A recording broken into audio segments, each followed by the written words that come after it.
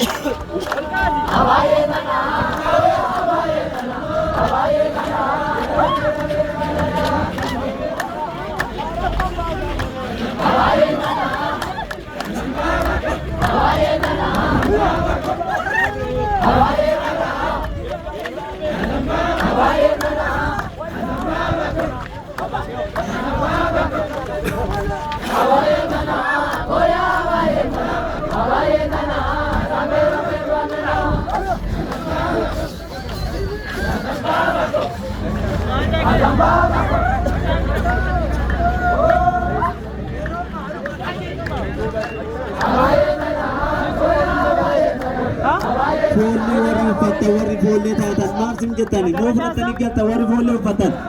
kootatis foollee uffatar taa'anii seetumaa ta'an miidiyaadhaan barbaanne keessa seena faama yoo nu waliin jajjan warri foollee uffatan foollee